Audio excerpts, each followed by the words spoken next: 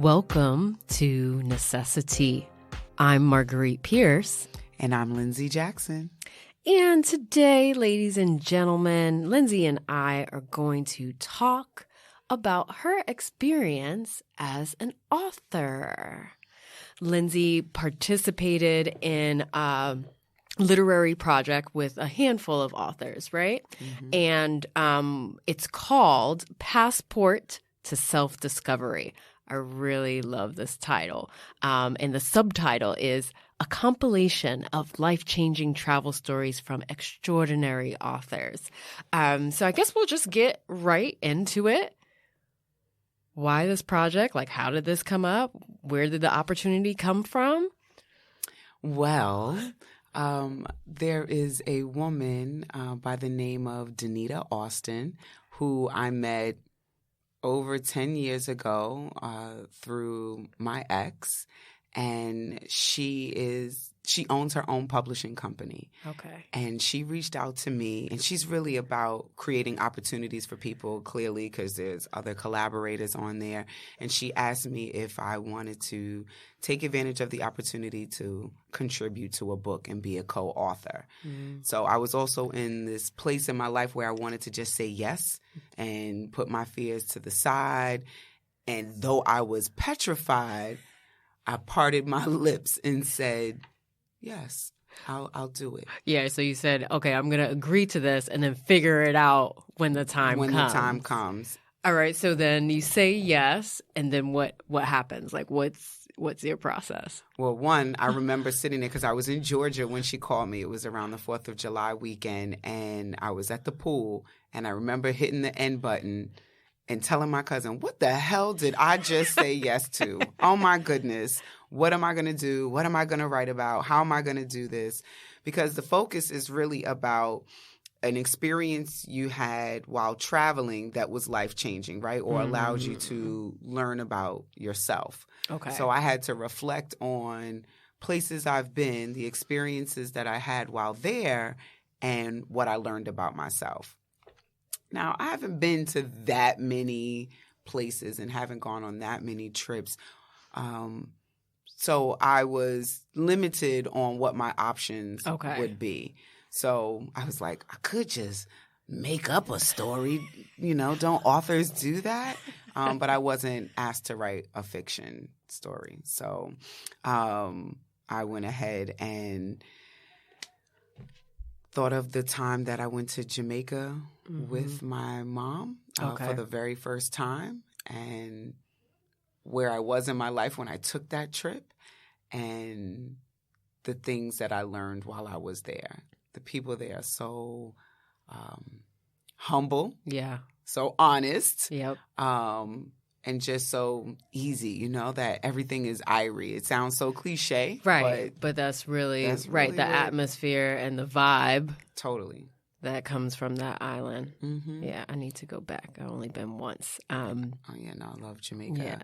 But trying to figure out the story, and then I procrastinated. I mean, I waited till like the last minute to put your chapter together. To put my chapter together, and then you had to like send in drafts, right. So I would like send the draft in at the last minute, and I remember regretting it. Like, why did I wait so long? What was I thinking? When will I get another opportunity like this? I'll let Danita down. Look at what she did for me. You know, all these feelings of guilt started to come in as I was procrastinating more, and had already sent in my draft. And I remember working on it all day. I called out of work and everything, and I stayed home, and I really put 110% into it because it was fear that was making me procrastinate. I was just about to say that, right? That you didn't want to put your story on the paper, so you just waited to the last possible second. Waiting for like that email for her to say, you know what, we're not doing the book anymore, so don't worry about it. And then you were going to be like, oh, well. Right. Exactly. But that email never came. It was more about emails that said, so where's your draft? Holding you accountable. Exactly. And I appreciated it. And it was like a whole community throughout that process.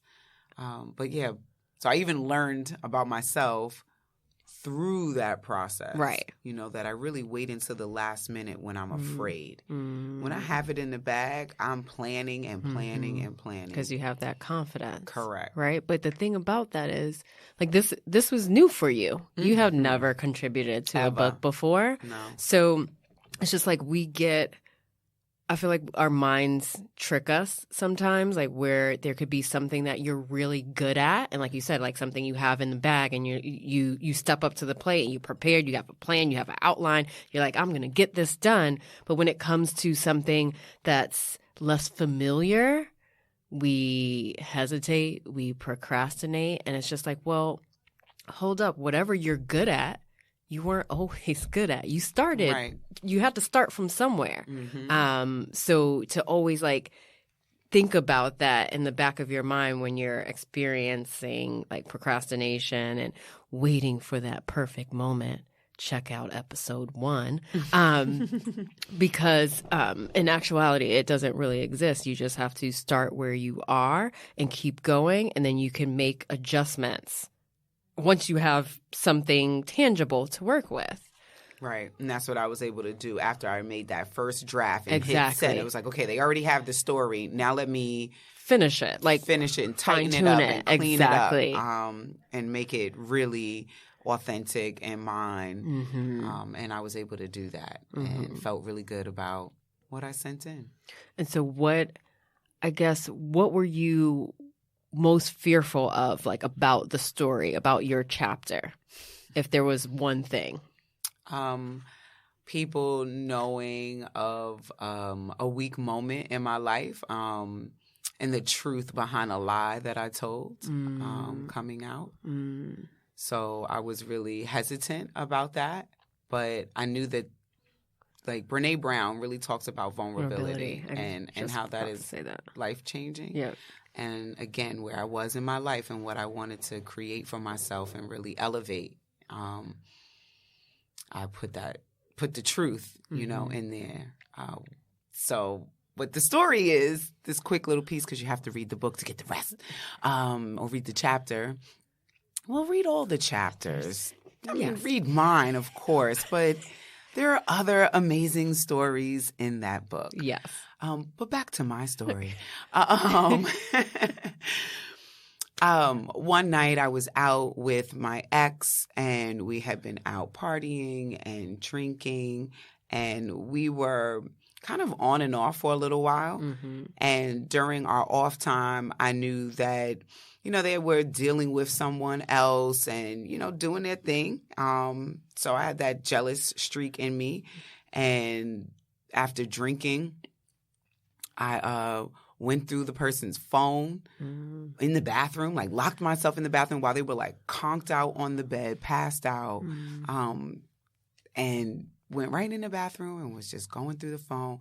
And I mean, I had to go to the bottom of the earth to find something because there was nothing there, you know? I went to a text that was from like a bazillion trillion years ago, and that was enough to like get me upset and give me something to be mad about and complain about.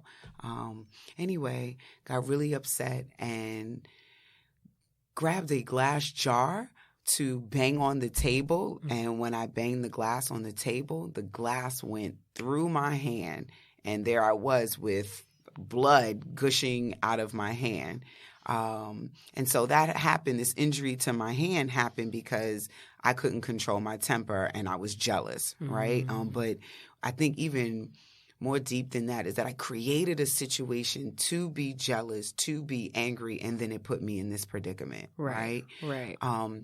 And then the stupid ass lie that I told, I mean, oh my goodness. I can't even believe that people believed the lie. It was so terrible.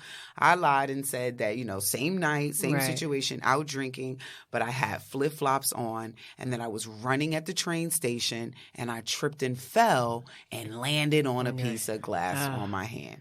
So, I mean, that's intricate. It is. It's a lot of detail. I was really determined to cover any hole that could lead to the truth. Cover any hole that would allow somebody to ask me another question. Instead, I rather look ridiculous for running at the train with flip-flops on than being somebody who couldn't control my temper, didn't make a good judgment, and caused injury to myself unintentionally. Right. But, you know, I mean, I had to get surgery. We had to go now to the emergency room. This person that I was about to fuss and argue with, right? Or was already fussing and arguing. We had to go to the emergency room. I could not move my index finger on my right hand. I mean, my brain was telling my finger, bend, bend. And that little sucker would not move. I couldn't believe it. Wow. And what happened is the glass cut a tendon. And I had to get my tendon repaired. I had to get surgery. Had to go through physical therapy, learn how to use my hand again. It was ridiculous. But I learned so much about myself. Yeah, it's just like you propelled yourself, or you worked your emotional pain up to the point where it then resulted in physical pain. Crazy. Like for you to see it, right? And then I feel like as you're looking at your bleeding hand, the light bulb goes off to be like, this other shit is stupid. Exactly. Because now your hand is all jacked up. In that moment, I mean, till this day, I reflect on that. And there's so much that I learned about myself. And I was in my 20s, you know, when that happened. And, you know, we do silly things in our 20s. But I learned enough that it created growth. Okay. You know? Okay. Yeah. Yeah. And I think, you know, there's, you know, people are often scared of being vulnerable, just like you explained. And I'm not sure where that connection of like being vulnerable means being weak or you're less than or some negative connotation is around it, because I think we learn the most from ourselves and from others when we're vulnerable, just like your story and like you call your chapter Flow. How did you decide to title it Flow? Because I learned that you have to just let life flow. I mean, of course, be intentional, but just go with the flow, the waves of a life, the ups and downs. Practice more acceptance, because with that flow is acceptance that, you know, if, you know, there's contrast and I'm pushed in this different direction, that's okay. Flow with it, right? Because I'm still on my path, you know. It makes me think of this morning motivation a girlfriend sent me, my friend Elena, on, you ever heard of Abraham Hicks? No, maybe it sounds vaguely familiar. Check her out on YouTube. But anyway, she talks about even when things happen in contrast, that it still is keeping us on our path. And so I flow in life, just got to flow and practice more acceptance. And I'm even trying to teach Savannah that now about acceptance, because she has these little fits because she didn't get what she wanted, and I gave her a no, right? Yeah. And it's like you have to accept it, because you'll enjoy still. You'll be uncomfortable for a little while, but you'll still enjoy other moments, and you miss moments being angry. Right. And I could be hard on myself about what I let happen to myself, what I caused to myself, the emotions that I let take over, or I can accept that and know that it taught me a lesson and is still keeping me on my path. Yeah, this is all making me think, last month or so, I was at a Toastmasters meeting, and one of the speakers was talking about pain and how, as a society, we've gotten uncomfortable with pain and always want to rush through it or to get over it. And she made the point that pain, any type of pain, like emotional, physical, whatever, is trying to get your attention about something. Yes. Like it's the universe is trying to draw your attention to something that you haven't given enough time to reflect on, or time to change, or time to figure out. And so she always said, she was like, yep. And then, you ignore it or you push past it. And then the next time the pain is worse. And it just snowballs because you're not taking the appropriate time and the appropriate amount of thought or effort to change what is causing the pain. And so it's just really interesting. And she always said, she would be like, it knocks you on your butt. You still don't want to see like what, the universe is trying to bring to your attention. Wow, that's so funny because there's this saying that sometimes God knocks you down to make you look up, right? And that's also a part of that pain. It's like sometimes you have to go into this very painful place, right, in order to access your strength, to connect with your higher power, to self-discover. Right. All of that happens through pain. My father once told me that, anger can be your best friend because it teaches you so much about yourself. Right. So don't be upset with yourself and disappointed because you got angry. Look for, the lesson in that. Yeah. And just ways to channel your anger so you're not hurting yourself and hurting other people, right? Because that's not the outcome that we want. Right. And it's not healthy. See, right. Exactly.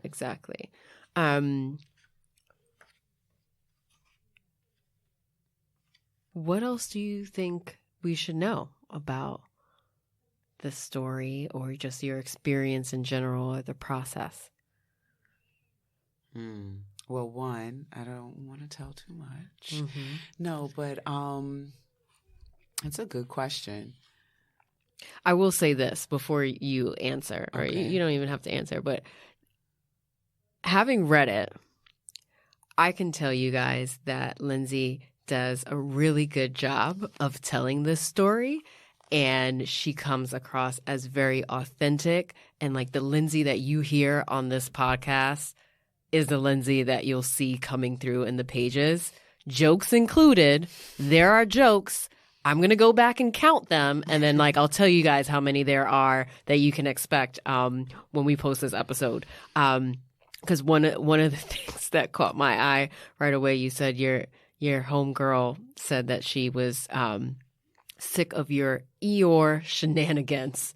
That's the same girl who shared Abraham Hicks with me. That's Helena. I will never forget that day. Now that's going to be my go-to phrase. Thanks, Elena. Thank you.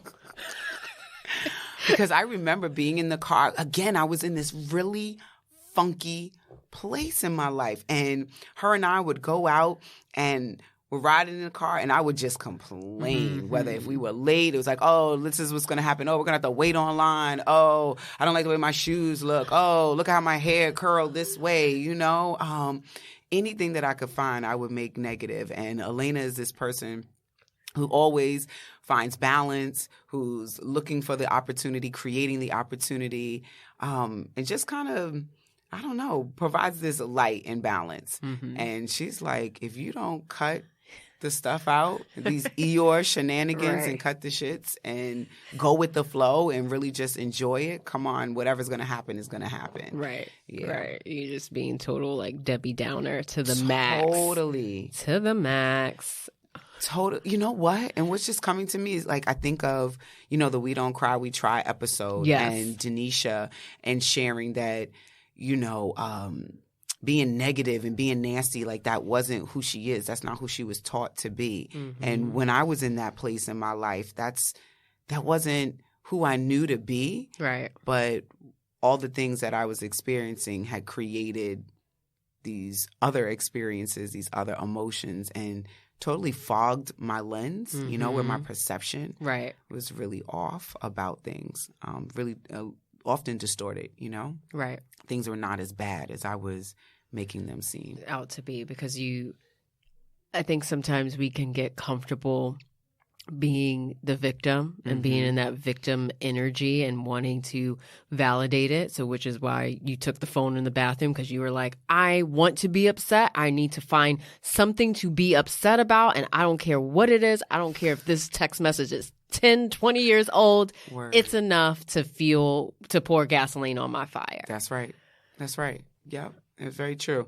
And even as a victim, right? And not like a victim in the sense where we know an attacker, right? Right. But more a victim to circumstances. Yep. There's benefits for people who play the role of a victim, right? One, people give you so much attention. So much. you know? And it's important, I think, for even us. I mean, now I'm in a healthier place, but to pay attention to the patterns of people who play victim. Because if I'm constantly jumping in and rescuing you, constantly, how am I getting you out of that victim state? Right. I'm not. I'm enabling it, Right. right? So people who play that victim or often find themselves in that victim role will get the attention. You know, you also get excused out of things. Right. Oh, you don't got to come to the party. Like, we understand because you're X, Y, and Z. Oh, it's all right for you to be a bitch right now because I know you're going through some stuff and, you know, these things have happened to you. Right. Yeah. We shouldn't be giving people passes to be jerks. Right. Now, we can have some empathy and some compassion for circumstances that people are in and things that have happened to people, but also still being accountable for our own energy and protecting our own space. And so I was just really in a icky, wonky place in my life at that time. It was crazy. Okay. So if people want to purchase a copy of the book, what should they do? So we're going to tell you, right, that though I come across as confident, strong, I'll leave it at those two, that there are some insecurities that I have, and I often downplay great things that happen for me. And this book is a great thing that has happened for me, to me. And this book is actually a little old too. Like I don't even know what the copyright is on that. But I remember writing it last year. Yeah. Wrote it last year, but still. Yeah. That I haven't even promoted it. Okay. But this is what we're doing now. We're moving you forward. Right. So when Marguerite is over here asking me about where can people get the book, yes, you can get the book on Amazon. However, I am going to be selling books, so you can contact me at 1111 Coaching on Instagram, or you can email me at our email at Necessi-Tea podcast. Necessi-Tea, the podcast at gmail.com. Yes. And we can hook up and I can sell you the book. Yay! Yes. So we're going to buy the book to support Lindsay. She did a really amazing job. And as she said at the start, there are really some other amazing authors with amazing travel related and self-discovery related stories that come with it. So definitely check it out and support. Yeah. I also want to do a plug for Danita Austin of Austin Ink Studios. So please check her out. Also, she lives in California. Sweet, sweet soul.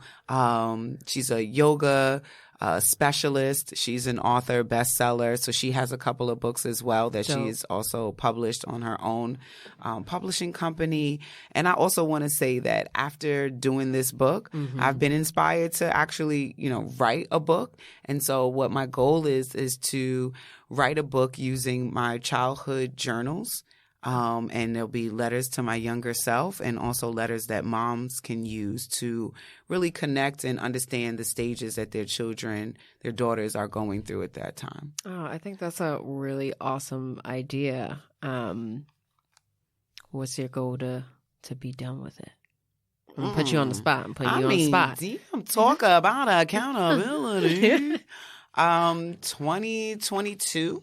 Because I have to go through and find all of those journals, which are like in my mother's basement. Okay. To collect those, find stories that are appropriate and such. Got to look for the appropriate stories. Because in your journal you write all the inappropriate stuff, right? That you can't say. Yes, exactly. So 2022, that will be the goal. Yeah, maybe another book is just all the inappropriate ones. Right, maybe. Yes, that's so funny. Oh, too funny. All right. Well, Lindsay, thank you for sharing with us your author experience and your fears about going through the process. But I think you did a really good job, and people will be inspired by your chapter. Well, thank you very much, Marguerite. All right. And now it's tea time. T is for transparency. Transparency and vulnerability both lead to self-discovery. E is for Eeyore. Check your inner Eeyore. How often are you playing victim to your circumstances? And A is for accountability. Anytime you're working on something important, get yourself accountability buddy to stay focused and grounded to reach your goals.